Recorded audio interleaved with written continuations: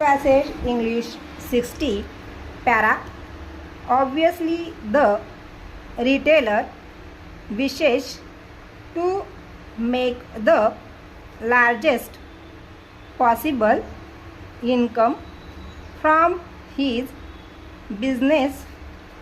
In order to this, he should study the market for the goods he has to sell, estimating the probable quantities which may be sold at different prices.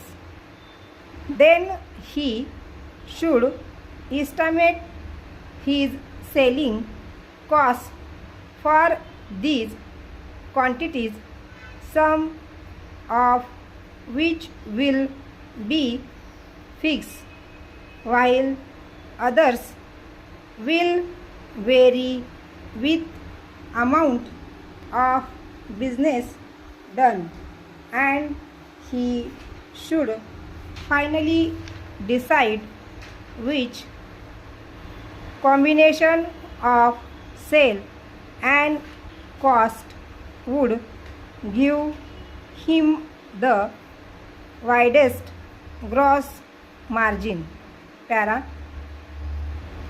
He should take into consideration the competition from other retailers and should not charge for his goods prices that would send his customers to a rival shop.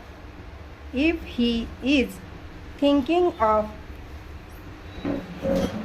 altering his selling prices either up or down, he must consider what the effect of this will be not only on the goods which are to be the subject of the change, but also on the other goods which he sells.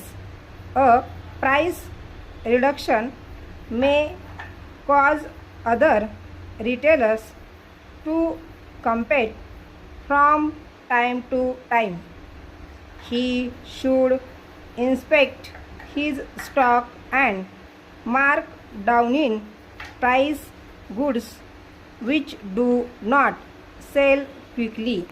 Para.